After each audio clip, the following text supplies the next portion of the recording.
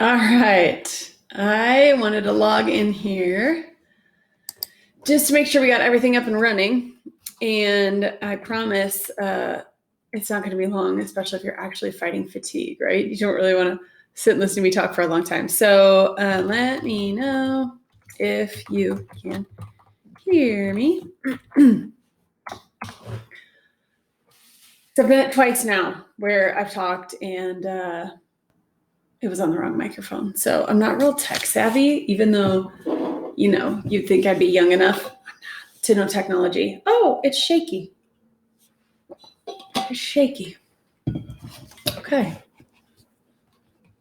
Maybe I'll try to get a little closer. Is the internet shaky, Heather?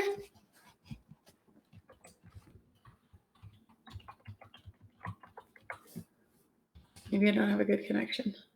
Oh, now it's on good. Okay, yay. All right. Well, and it's 6:30, so perfect. 6:30 Mountain Time. I know it was in military time on my advertisements. I don't know how to change that. Maybe one day when I'm more tech savvy, I will.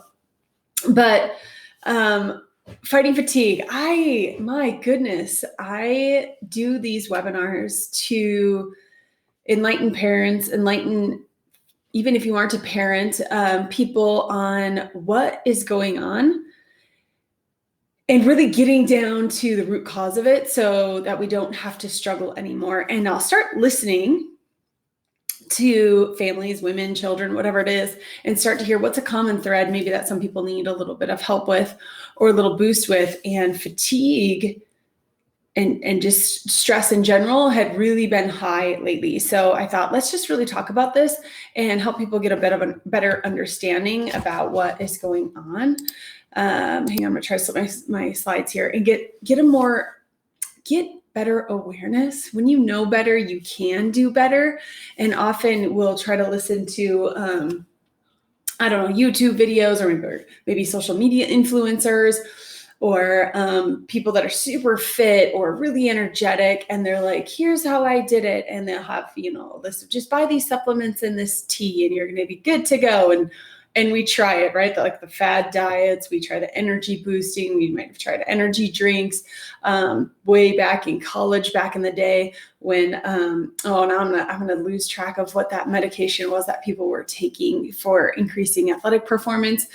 And we think that there's a really quick fix. And what I want to help you guys just kind of uncover and discover is there's a core understanding that has to be, and a core foundation that has to be there before we can do all the extras. Sometimes I'll sit down with women, and I just have one just recently that I sat down with that she said, I'm just really tired. I just can't, do all the things I want to. I'm not able to engage socially. I just kind of want to close my door and avoid all interactions and social interactions with people. And other women that talk about I can't even keep up with my kids. I'm really tired. I'm not a good mom. I hear lots of different things. And then they'll say, I've tried everything, right? I've tried everything. I've tried the diet plans. I've tried the boot camps. I've tried the weight loss plans. I've tried all these things. I've tried the teas. I've tried the supplements and nothing's helping. Or maybe it helps for a little bit of time. And then it's just not quite where we want it to be. We hit a plateau and then we backslide, which by the way, I'm going to do a webinar probably soon. I don't know if I have it on my calendar yet, but I'm sure my social media crew would know and my marketing team would know about really finding ourselves and finding our purpose. Because that's often what I see is we don't have what we know is our sole purpose and a reason to do something to continue. So we're going to talk about some beliefs and actions and reactions and things like that in that webinar, which I think will be really helpful. And I'd encourage you guys to register for that as well. That way we can kind of get down to what your heart's calling you to do, because often we've got, a calling in life. We all do. We all have a purpose in life and we're not able to fulfill it when we're tired or things are, we feel bombarded. We feel overwhelmed. We don't have good boundaries. And pretty soon we don't have a reason necessarily to keep going, to try the next thing, to be the person that we're supposed to be. There's no energy left. And what we need to have is abundant energy left for ourselves and we're going to learn about for healing, but to be able to give back to others and do what we're designed to do. And that's really our job as chiropractors. And our sole purpose at Purpose Driven Chiropractic is to let other people be the best version of themselves, and really getting a good understanding of the foundation and what's going on before so you can make a better choice than it is of saying, I'm going to grab that next thing, an infomercial that I see that looks like it's going to help me with my energy. That must be what I'm missing. Where we can look at the foundationally what's going on inside of our body. And I usually start most of my webinars talking about the brain, because we don't realize, or some of us do, and we hadn't really thought about it, is your brain's what's in control. Your brain has the energy. Your brain shells out the information. Your brain tells your muscles what to do. Your brain tells your stomach what to eat. Your brain tells you if you're tired or not. Your brain tells you if you're happy or not. Your brain, and it's got to get feedback from the world, from your internal environment, what's going on in here and what's going on around you, to make the best decisions. And it's going to do the best it can with what it has. And what we find is, of course, I'm going to say this and we're all going to say, well, duh, stress gets in the way. Yes, it does. Whether it was from, way back from egg and sperm uniting, and there was some stress there, all the way to an accumulation of what you've got going on, stress will get in the way of our body's ability to heal, ability to have energy, ability to be able to give back. And that's the biggest culprit that we find in our patients that come in, is the brain's not getting the feedback that it needs. And when the brain doesn't get the feedback that it needs, it starts getting bogged down. It starts making guesswork. It's a very intelligent system that wants to do the best it can with what it has. But if what it's been given isn't great, then you're not going to get a great output either. So we're going to look at a few things, but input equals output in the body. And we actually measure it in our office too, to see, are we wasting energy just to be alive, or do we not have enough because we're unable to heal and repair? And it is really important. I mean, I know I don't have to talk to you guys about supplementation and diet and exercise and all those things. We know that that's important in our lives. We know how important it is to feed ourselves really, really well, so that when we are neurologically connected, when there's not stress and interference between our brain and our body, that it can take the ultimate effect that it needs to. And this is my favorite poster. I know I say this every time, but you live your life through your nervous system. Your brain and spinal cord run the show. Everything that you do has to be processed through that thing. Everything you think, say, do, taste, smell, touch, every exercise that you do, every emotion that you have, every single thought you have, sleeping, it's processed through your nervous system. And how well that thing is running is going to matter substantially with what you're getting on the back end. So once again, input's going to equal output there. And some people are, thinking like, oh man, I'm feeling the poor output that's going on from my brain, but how do I change the input? So let's talk about that. This is a quote by Bruce Lipton, and I love Dr. Bruce Lipton. If you don't know who he is, I suggest following him all the time. He wrote The Biology of Belief, which is a pretty big deal, and kind of debunked the genetics conversation and saying you may have been dealt a hand, but how you play it really is what matters the most, and figured out that epigenetics in your environment was a pretty big thing in turning on and off genes. So he's a great guy and a great man and researcher to follow. But when he had said the function of your nervous system is to perceive, so take in your environment, both external and internal environment, and coordinate the behavior of all other cells. All other cells are in control of your nervous system. I've told kids this before, that if I took away all your skin and all your bones and just what was left was your nerves and your nervous system, I'd still recognize you. That's how many nerves you have inside of your body. It's pretty incredible. And we want to make sure that that neurological connection is there, that the brain's getting the right signals, that it's not under stress, because when it is, it doesn't make great choices. And we probably all know that. But to really break it down and talk about it is going to be important. So that nervous system has got two modes of operation. You've got your fight or flight stress mode, and you've got your rest, digest, and heal mode, your parasympathetic nervous system. And they're inversely proportional. I'm going to show you here on this next slide. We don't want to be stuck in either one of those. So I'm going to show you some scans here in a little bit too and see how we measure that. But when we're talking about the fight or flight response, that should be very short-lived. It's an innate response for you to handle stress, whatever it is. I have an argument with my spouse. I got cut off on the interstate. Something jumped out in front of me. I've got a paper to do. I've got a soccer game to play. Whatever it is, our body will turn on that sympathetic nervous system and react to whatever it is that's in front of you, whatever the threat is, whatever is requiring the extra energy. And what happens during fight or flight is you're not using this beautiful energy, that you're like, oh man, it's really great to be under fight or flight and just like burn the fat, right? I'm just like, grrr. Instead, what happens when you're under fight or flight is your body dumps about 1,200 chemicals really quickly. In about 90 seconds, this can happen fully. We are able to turn it off, by the way. But what will happen is it'll change the physiology of every single cell. Your heartbeat goes up, your blood pressure goes up. You can feel pooling, like faces will get red. The blood gets shunted from the internal organs out to the limbs to fight or flee. And we start using hormones like adrenaline and cortisol, all the things that people come into us long-term and say, my adrenals are shot. I have adrenal fatigue. My thyroid is off. I've got Hashimoto's. And I know that's not an immune condition, but I got hypothyroid going on, or my pituitary gland is shot. And we can follow this thread of hormones that are used during fight or flight and see where we finally get the burnout point or the fatigue point. And it's because our body is under stress. And some of us might say, well, I don't feel stressed.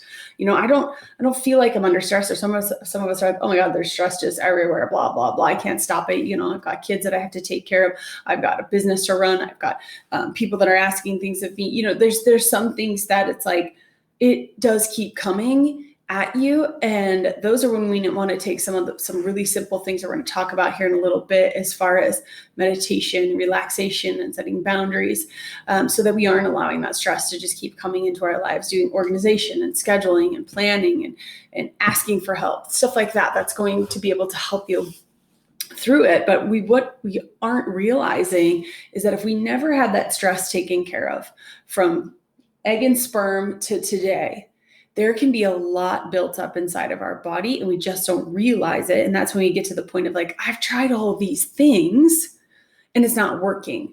Well, a body that's internally under a state of stress, running from a bear is what we'll often call it. It doesn't care necessarily that you ate a cheeseburger, you need to digest it. It doesn't care that there's belly fat there. It needs it for later. It doesn't care that there's a virus in the air. It doesn't care that somebody's in your way. It doesn't care that, you don't want to hurt somebody when you said something. You are just surviving. It is just like, I'm going to live. And what we do is experience so much of that, and it gets increased so much that we're unable to fully heal and repair and rest and digest. So this is that inverse proportional scan or picture that I was talking about that's in there.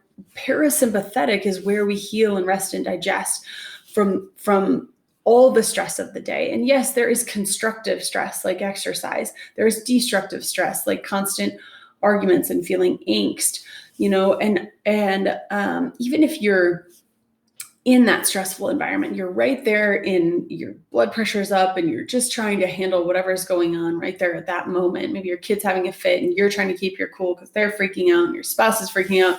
Whether you are in that moment or you're thinking about that moment or that episode or whatever happened, it's the same response inside of your body. Your brain doesn't know the difference. So it's going to dump the same chemicals. It's going to ask for the same hormones. It's going to have the same reaction that it would if you were just right there in the middle of it. So understanding, and I always say choose your stress wisely, but understanding where it can come from and ways to not perpetuate it inside of your body is going to be really, really important. And here's the cool thing that we've found through chiropractic care is that your body, well, first of all, your spinal cord, it's like the data bank for your computer and your brain. It recognizes and picks up and hears everything. It knows everything. It even if we aren't consciously aware of it, it is hitting your brain at the rate of 300 trillion bits of information every second. We're consciously aware of 50 of those. So we don't necessarily consciously know something had happened. Our nervous system does. Just like we can be walking down the sidewalk and we can see someone coming at us in front of us, and we can know based on their body language, how they're acting. We don't have to say a word to them. We don't have to know them. We can look at them and see. Our nervous system knows whether or not they are friendly or a threat. And we should walk across the street to avoid them or say hi to them and keep walking. You can recognize body language. Your nervous system knows. And sometimes what we have is a obligation to allow people like that our nervous system says, you're a threat to me. I don't want to be around you. You put me in a state of stress. We allow them into our lives out of obligation, whether it's a coworker, a boss, or somebody that you are constantly, maybe a neighbor. I don't know who's in your life. And for some kids, it's a parent. It's a parent, and it's a parent in a divorce situation, or it's a parent in other, full custody situations. And that can be really, really tough. And for a parent, sometimes it's a child that can do that until we get the right help. It can be a perpetuating cycle.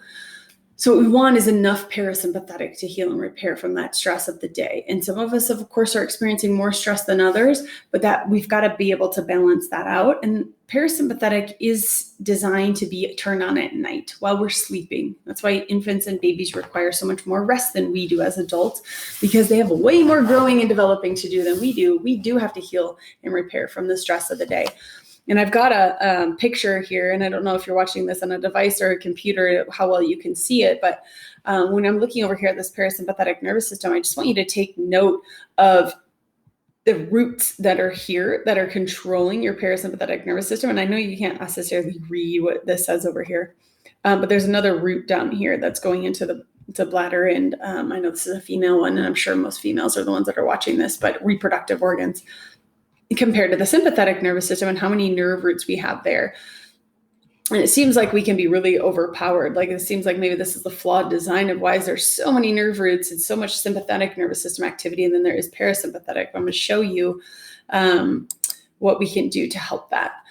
But one of the things that we need to take into really good consideration is what we're doing to stress ourselves. I know we talked about the emotional component of our nervous system being stressed, but these three things, physical, chemical, and emotional stress, is what starts to irritate and inflame and cause interference inside of our body, inside of our brain, and inside of our nervous system. And when it gets stuck in that nervous system and in that spinal cord is what we call a subluxation. And I know I was starting to tell the story and I didn't finish it.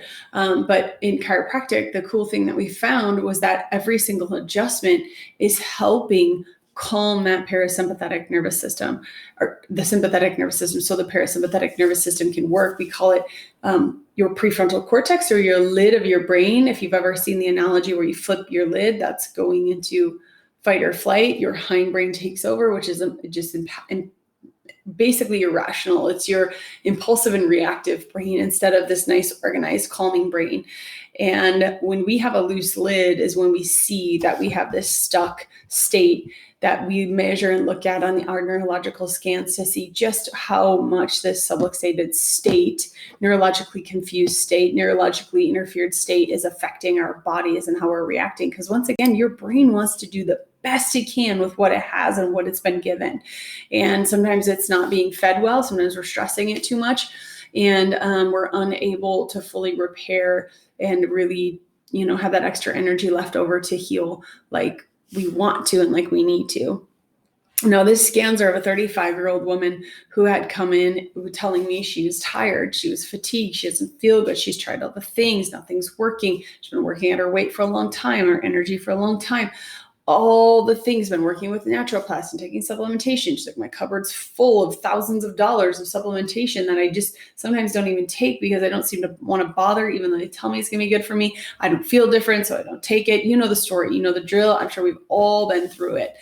And when I took a look at her scans, I was actually surprised to see, I knew that we were going to have some fatigue inside of her body, but it's surprising to see just how much she had and how I guess I would call it like a bubbly personality that she had to go along with it. Because usually by the time we're in this state, we're pretty grumpy. So let me just kind of show you and explain to you what I'm talking about in here. And once again, I know this is really tiny and you probably can't see it, but that says sympathetic and this is parasympathetic. We want to know, how's the body feeling in a state of rest? She plotted way over here in sympathetic and also very low, and this is autonomic nervous system activity. Remember those 300 trillion bits of information that are reaching your brain? That's your autonomic nervous system. The functionality of it is really low. It's actually 47%. So she has a 47% battery charge for the day, capacity to heal, adaptability to stress. Do you think that this woman wants to come out and use extra energy and do extra things and join a gym and eat all the right foods? No. When a brain is under stress like that, we actually call this distress when it's crossed over this threshold underneath our yellow. So this chart is green is where we really would like you at 100%, balance between sympathetic and parasympathetic. You've got a lot of energy to be able to give back and to heal because we know stress is going to come our way. We know we're going to get infected with a virus. We know we're going to have something stressful happen to us. We want to be able to heal and repair and adapt to that stress. And that's when we need this really high to be able to do so. Somebody down in here is very vulnerable to stress, very vulnerable to illness, and definitely not living their best life. That's for sure. So we want it plotted up here in this green box. Then yellows, this zone over here tends to be more of an uptight person. Over here is a very exhausted person. If you're stuck in parasympathetic, while you're at rest 3 minutes taking this test and your body's thinking it needs to heal and repair, that's exhausting. We're exhausted when we're over here. Distress is somebody that just literally has no energy left. And this is where she's at today. And unfortunately, been battling this for a really long time to the point of deteriorating quite a bit of her health and having a couple of different conditions that she's been diagnosed with trying to work through.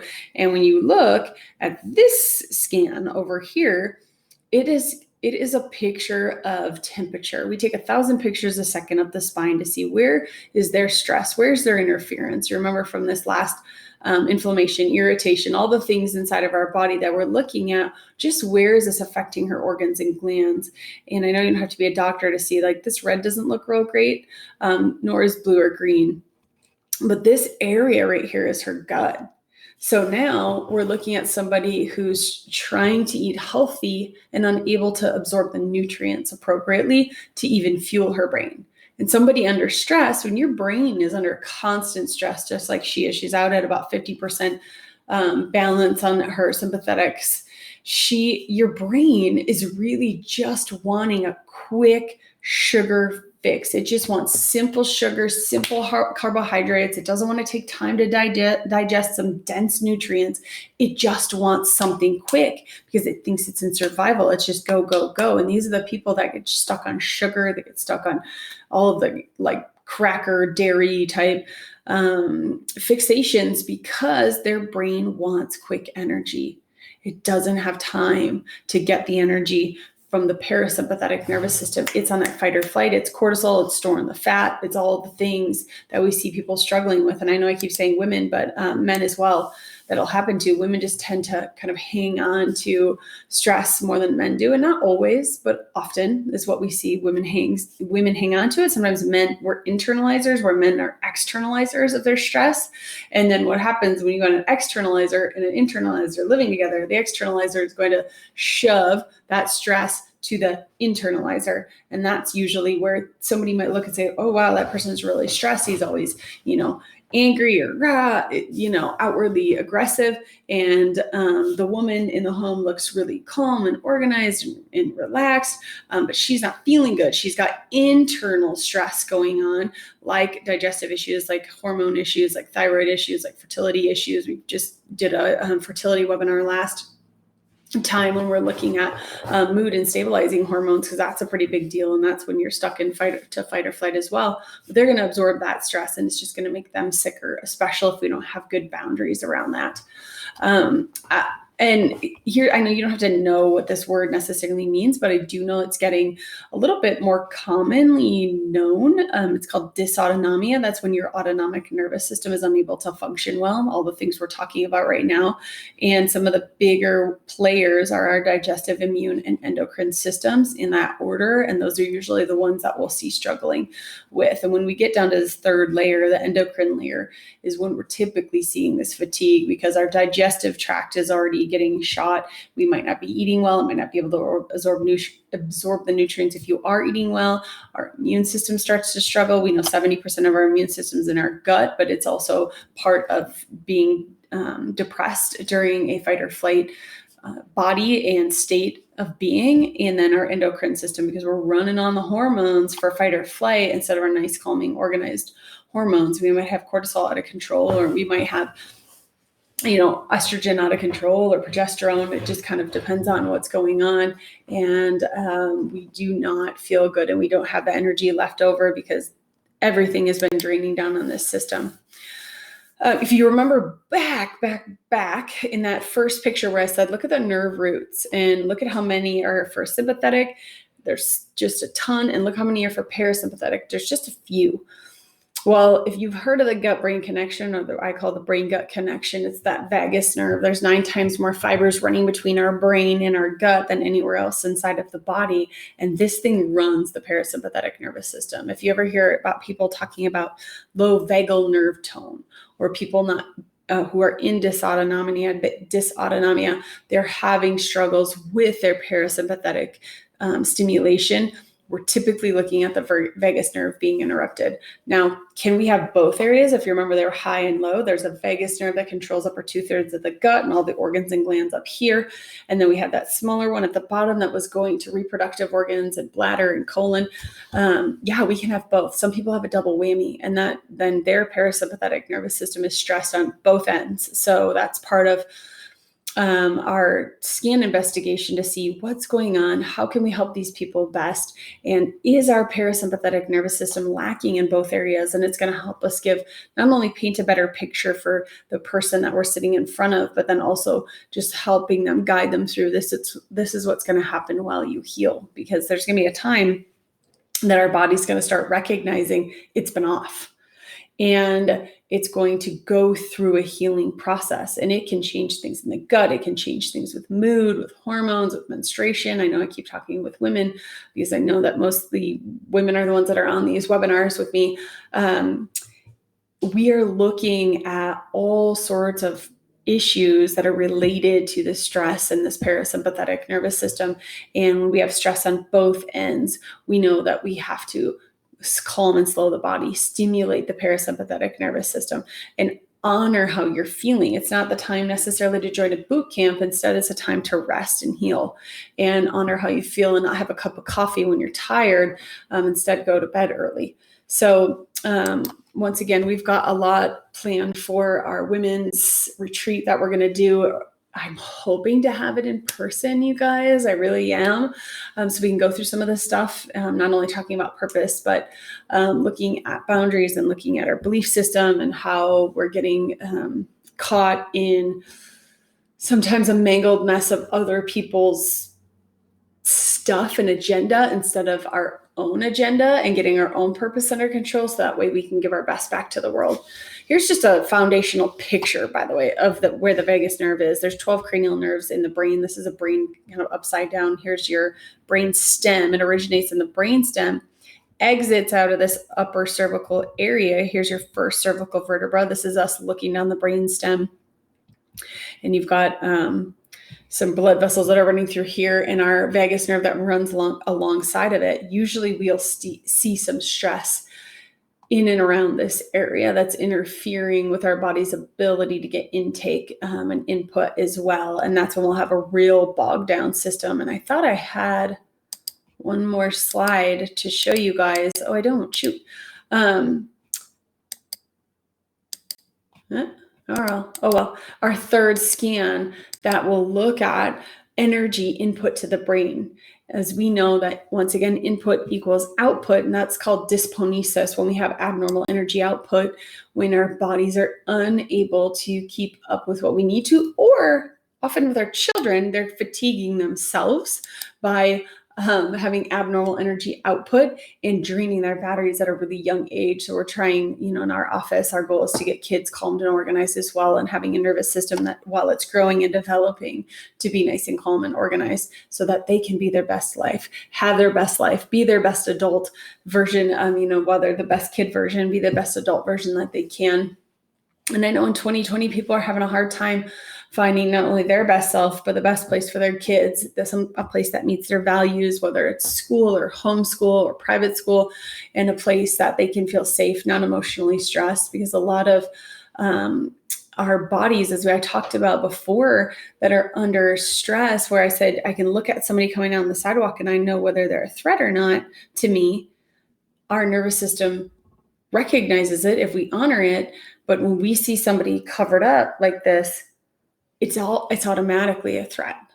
And especially someone that's already socially anxious. I have so many children right now that are afraid in school because they don't know if their friends, if they are accepting what they're saying, if they're interested in what they're saying, if they want to be their friend. And there's a lot of socially anxious kids out there and adults. I mean, walk through the dang grocery store and watch people that aren't making eye contact and kind of like hunker down like this. You can't see their face, and that's a threat. And our bodies are feeling under threat when we're feeling really insecure about what's going on. So I want to go through some foundational beliefs and help you guys get some really good beliefs on our body, that it is designed to self-heal. It is designed to self-regulate. It is designed to be healthy. We know that it is. Let's find out what's interfering with our body and our brains and our human existence. We want to figure out what's getting in the way from us of being our very, very best selves, because that is what the world needs. So thank you guys for watching. I know as I always end these, I've got a VIP pass. If you aren't already a patient in our office, come and get a scan and just see how your nervous system's operating, get a game plan to get a healthier life, and know that all the things you're going to do coming up in January with your New Year's resolution, I hope will have some meaning behind it, but I hope a foundation can be there before you start beating your head up over against a wall, trying to figure out why is nothing working? Let's figure out foundationally what's going on and get you guys a better life. Thanks for joining me.